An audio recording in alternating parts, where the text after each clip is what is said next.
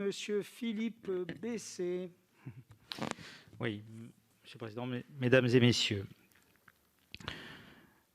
Le 18 février 2020, quand nous avons été convoqués par Agnès Buzyn pour la première réunion de crise au ministère de la Santé, nous avons été invités par Agnès Buzyn, mais nous serons accueillis par Olivier Véran dans sa première et seule réunion présentielle avec l'ensemble des acteurs de santé dans le début de cette crise Covid. Nous avons les représentants de la profession, les deux organisations syndicales professionnelles et l'Ordre des pharmaciens. Nous nous sommes portés volontaires pour participer à la distribution des masques du stock de l'État aux professionnels de santé. Donc c'est ce jour-là que démarre ce qui va ensuite être notre vie pendant plusieurs mois.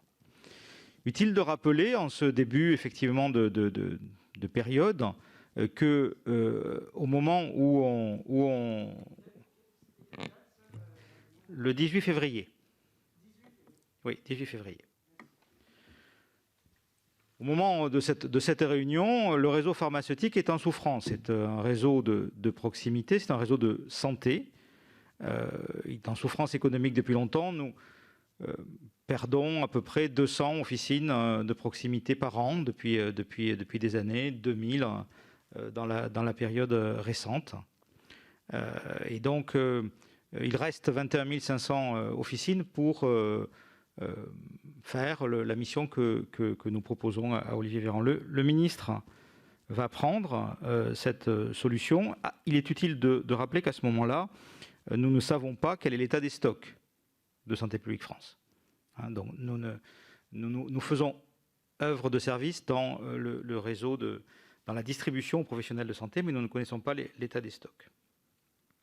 Il y a quelques stocks résiduels dans les pharmacies d'officine à ce moment-là, parce que jusqu'à cette crise épidémique particulière, le port du masque n'est pas répandu dans notre société, ni par les soignants, à part les chirurgiens dentistes qui l'utilisent au quotidien, mais ni par les soignants de ville, ni par les patients. Et donc, les distributions de masques, les ventes de masques en officine sont plutôt confidentielles, et donc il y a très peu de stock.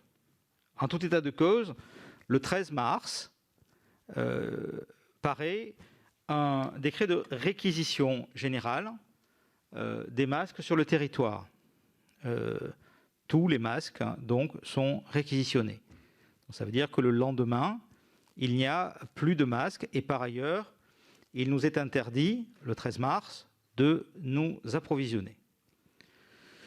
Le 23 mars, la situation va changer puisque nous allons, l'arrêté de réquisition est confirmé, pour tout produit, pour tous les masques qui sont donc sur le territoire, qui sont produits sur le territoire français, mais nous sommes autorisés, tous les acteurs d'ailleurs, à acheter des masques sur le marché international. Et là, on va voir une problématique qui est le délai entre le temps où on commence à commander les masques sur un marché très challengé par le fait que l'ensemble du monde entier essaye d'avoir des masques, que ce soit l'État français ou l'ensemble des acteurs, nos grossistes répartiteurs, nos groupements, tout le monde va essayer d'avoir des masques sur ce marché-là. On va avoir donc des difficultés extrêmes à assumer notre mission. On y reviendra dans vos questions à la suite des unes des autres. Je voudrais insister dans ce propos liminaire sur les autres actions qu'ont menées les pharmaciens, puisqu'on va se consacrer ensuite dans les questions sur le rôle logistique et de distribution des masques des pharmaciens. Pendant la période, il est utile de porter à la connaissance de la Commission que les pharmaciens ont fait beaucoup d'autres choses. Ils ont notamment renouvelé les traitements chroniques.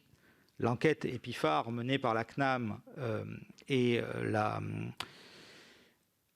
NSM montre qu'il n'y a pas eu d'interruption de traitement sur les patients chroniques grâce au fait qu'ils ont pu renouveler leur traitement en officine.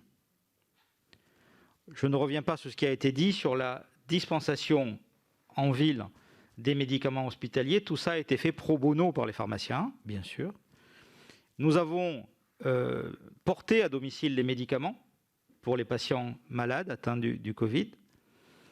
Nous avons mis en place les moyens de protection dans des lieux ouverts au public. On a réinventé les hygiaphones à cette occasion, les sens de circulation, la ventilation, ce que maintenant vous voyez dans l'ensemble des commerces et des lieux ouverts au public, qui était le 16 mars à Officine. Et c'est, je dois vous le dire, la profession a été très unie pendant ce moment-là. Nous avions, avec mon confrère président de l'USPO, avec la présidente de l'Ordre, avec le président des pharmaciens, des réunions quotidiennes pour mettre en place les messages. En bref, nous avons mis à disposition le réseau. Donc, le sujet qui nous occupe aujourd'hui, à nous, dans cette approche post-Ségur de la santé, pré-PLFSS, est un sujet économique, puisque nous ne demandions pas évidemment de récompense particulière par rapport à cette action, mais nous estimons que nous sommes sanctionnés financièrement et nous aurons l'occasion de vous en dire plus à l'occasion du PLFSS. Je ne pense pas que le réseau mérite une sanction financière par rapport à son implication dans la crise. Gilles Bonnefond, maintenant pour l'USPO. Monsieur le Président, Mesdames et Messieurs les sénateurs, Mesdames et Messieurs, merci d'abord de nous avoir invités à cette audition. Le point le plus important pour moi, c'est que les pharmacies, pendant cette crise, et Dieu sait qu'elle était forte et soudaine, sont restées toutes ouvertes.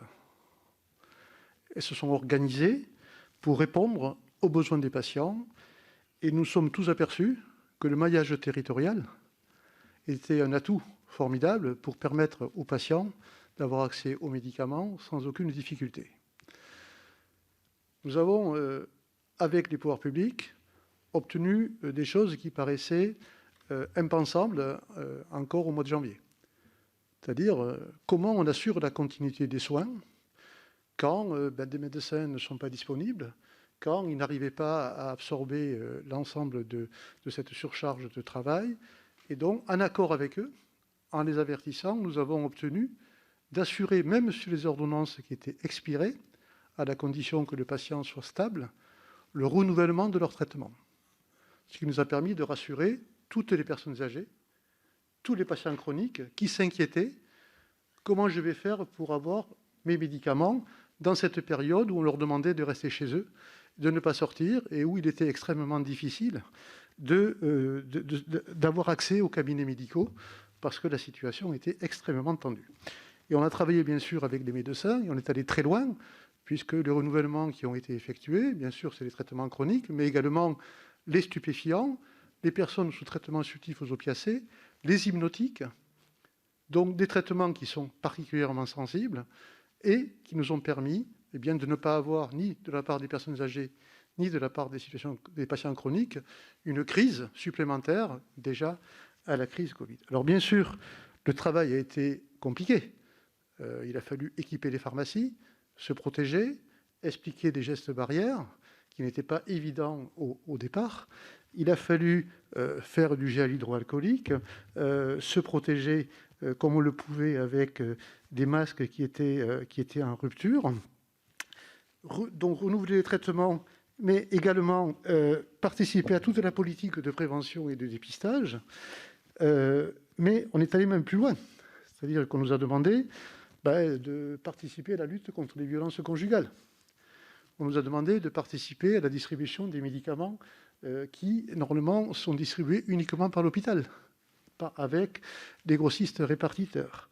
Et également, permettre des IVG médicamenteuses dans des conditions qui n'étaient pas faciles.